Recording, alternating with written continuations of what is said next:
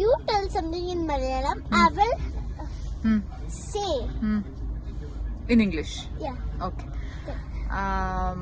Panchasara. Sugar. Chaya. Coffee. അല്ല, Coffee. അത് കാപ്പിയാ. Tea. പിന്നെ പന്ത്. Pandu what? I don't know that. Okay, പിന്നെന്താ പറയാ, മിഠായി. Candy.